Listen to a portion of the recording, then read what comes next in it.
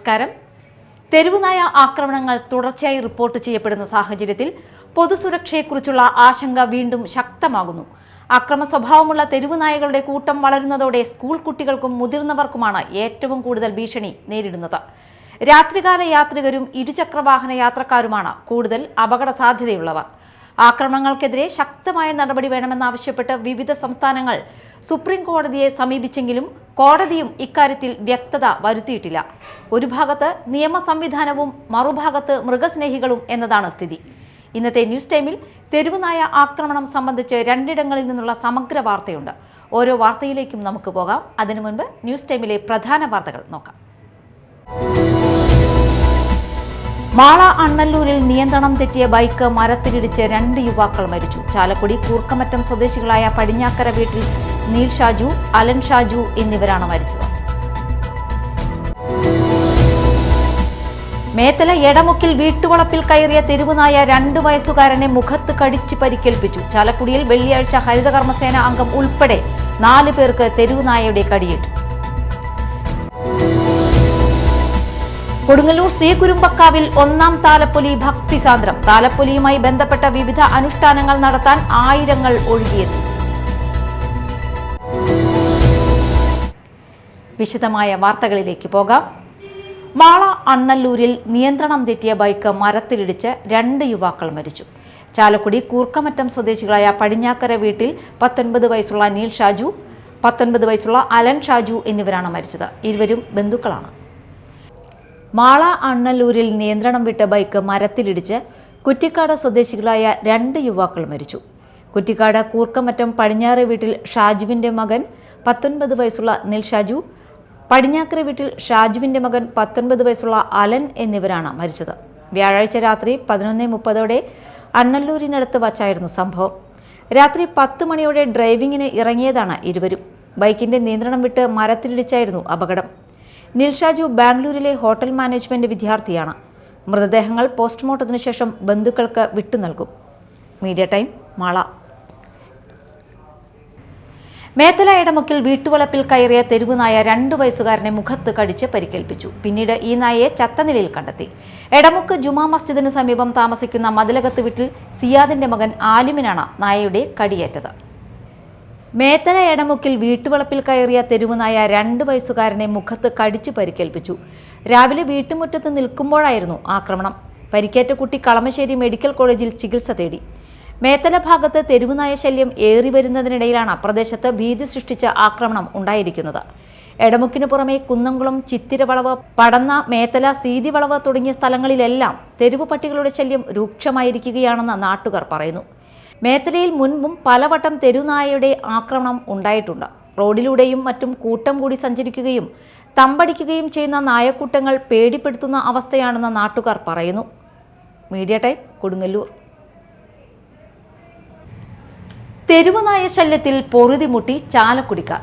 വെള്ളിയാഴ്ച ഹരിതകർമ്മസേന അംഗം ഉൾപ്പെടെ 4 പേർക്ക് തെരുവുനായയുടെ കടിയേറ്റു. ഇതോടെ കഴിഞ്ഞ ഒരാഴ്ചയ്ക്കുള്ളിൽ നായ ആക്രമണത്തിന് ഇരയായവരുടെ എണ്ണം 20ആയി. തെരുവുനായയെ എങ്ങനെ പ്രതിരോധിക്കാമെന്ന ചിന്തയിലാണ് ചാലക്കുടിക്കാർ. കഴിഞ്ഞ ഒരാഴ്ചയ്ക്കുള്ളിൽ നായ ആക്രമണത്തിന് ഇരയായവരുടെ എണ്ണം 20ആയി ഉയർന്നു. ഹരിതകർമ്മസേന അംഗം പടിഞ്ഞാറെ ചാലക്കുടി മാട്ടാലക്കൽ വീട്ടിൽ 47 വയസ്സുള്ള സരസ്വതി, മേട്ടിപ്പാടം കോടശ്ശേരി വീട്ടിൽ 49 വയസ്സുള്ള അജി, മാള പുലിക്കര വീട്ടിൽ 54 വയസ്സുള്ള സജീവൻ, ഹൗസിംഗ് ബോർഡ് കോളനിയിൽ 13 വയസ്സുള്ള സെയിന്റ് മാത്യു എന്നിവർക്കാണ് പരിക്കേറ്റത്. ഹരിതകർമ്മസേന അംഗം സരസ്വതിക്ക് മാലിന്യം ശേഖരിക്കുന്നതിനിടെ സൗത്ത് ജംഗ്ഷനിലെ കാന്താരി ഹോട്ടലിന് സമീപത്ത് വെച്ചാണ് കടിയേറ്റത്.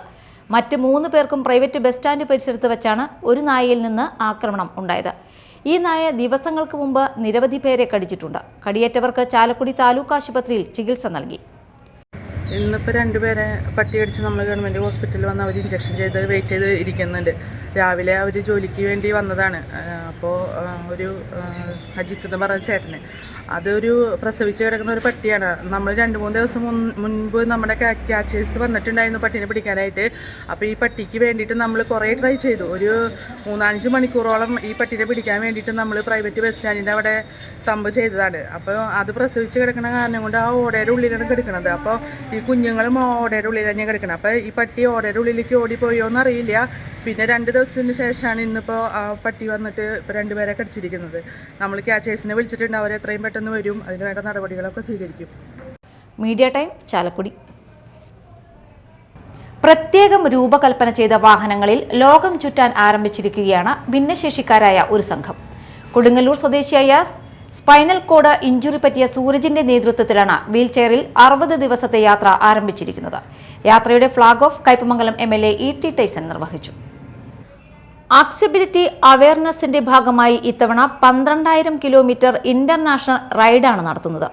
കോയമ്പത്തൂർ, ചെന്നൈ, കൽക്കത്ത, സിലിഗുഡി, നാഗാലാൻഡ്, അരുണാചൽ പ്രദേശ്, ഭൂട്ടാൻ, സിക്കിം, നേപ്പാൾ, ഡൽഹി വഴി മടങ്ങി മുംബൈ വഴി തൃശൂരിൽ സമാപിക്കും. ഭിന്നശേഷിക്കാരായ 3 പേർ അവർക്ക് വേണ്ടി സ്പെഷ്യൽ ഡിസൈൻ ചെയ്ത വാഹനത്തിൽ അവർ തന്നെ ഡ്രൈവ് ചെയ്തുകൊണ്ടാണ് യാത്ര ചെയ്യുന്നത്. കൊടുങ്ങല്ലൂർ സ്വദേശിയായ സ്പൈനൽ കോഡ് ഇഞ്ചുറി പറ്റിയ സൂരജാണ് റൈഡിന് നേതൃത്വം നൽകുന്നത്. ഒപ്പം ഭാര്യ സൗമ്യയും മുച്ചക്ര സ്കൂട്ടറിൽ ഉണ്ട്.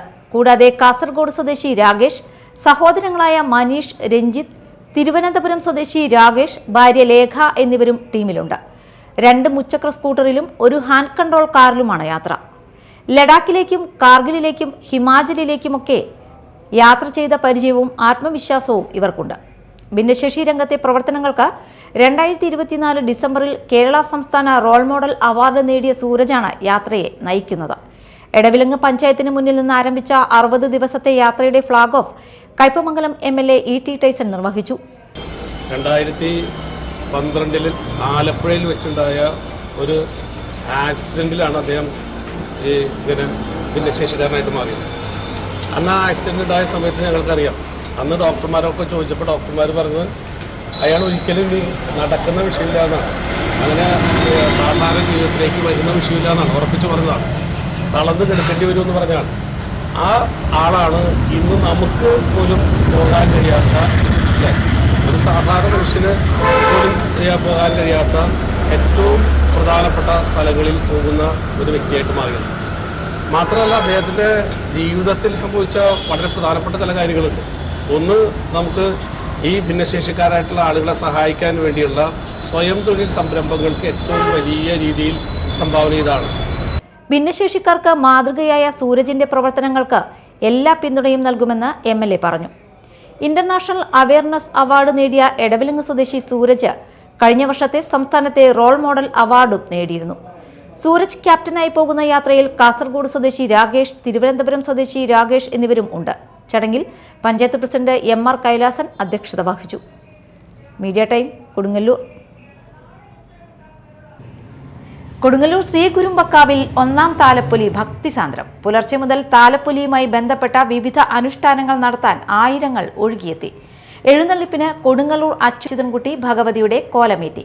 ചോറ്റാനിക്കര സുഭാഷ് നാരായണ മാരാർ പഞ്ചവാദ്യത്തിന് നേതൃത്വം നൽകി. ഉച്ചയ്ക്ക് 1 മണിയോടെ താലപ്പൊലിയുടെ ഏറ്റവും ആകർഷകമായ എഴുന്നള്ളിപ്പ് തെക്കേനടയിലെ കുരുമ്പാമയുടെ നടയിൽ നിന്ന് 5 ആനകളോടെ ആരംഭിച്ചു. എഴുന്നള്ളിപ്പ് ക്ഷേത്രമതിൽക്കെട്ടിനുള്ളിൽ പ്രവേശിക്കുമ്പോൾ 7 ആനകളെയും കിഴക്കേ നടയിൽ ആനപ്പന്തലിൽ നിന്ന് 9 ആനകളെയും നിരത്തിയാണ് ക്ഷേത്രത്തിലേക്ക് പ്രവേശിച്ചത്. എഴുന്നള്ളിപ്പിന് കൊടുങ്ങല്ലൂർ അച്യുതൻകുട്ടി ഭഗവതിയുടെ കോലമേറ്റി. ചോറ്റാനിക്കര സുഭാഷ് നാരായണ മാരാർ പഞ്ചവാദ്യത്തിന് നേതൃത്വം നൽകി. ചേരാനെല്ലൂർ ശങ്കരൻകുട്ടൻ മാരാർ പാണ്ടിമേളത്തിന് മാറ്റുകൂട്ടി. തുടർന്ന് 1001 കതിനവെടി, ദീപാരാധന, കരിമരുന്ന് പ്രയോഗം, കൊട്ടിപ്പാടി സേവ, ഭരതനാട്യം എന്നിവ നടന്നു. Media time, Kodungallur. Poothucherry saint Joseph ദേവാലയത്തിൽ തിരുനാളിന് കൊടിയേറി. വിജയപുരം രൂപതാ സഹായമെത്രാൻ ജസ്റ്റിൻ മഠത്തിപ്പറമ്പിൽ കൊടിയേറ്റം നിർവഹിച്ചു. വികാരി ഫാദർ ബിനോയ് കോഴിപ്പാട്ട്, അസിസ്റ്റന്റ് വികാരി ഫാദർ ഫ്രാങ്കോ പാണാടൻ, ഇടവക അംഗം ഫാദർ തോമസ് വടക്കേടത്ത്, ഫാദർ മിഥുൻ സേവ്യർ വലിയതറ എന്നിവർ സന്നിഹിതരായിരുന്നു. Chengamanad police station SHO Soni Mathai ദീപാലങ്കാരം സ്വിച്ച് ഓൺ നിർവഹിച്ചു.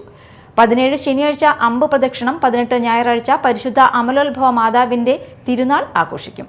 കുർബാന, ദിവ്യബലി, തിരുനാൾ പ്രദക്ഷിണം എന്നിവ നടക്കും. പ്രധാന വാർത്തകൾ ഒരിക്കൽ കൂടി.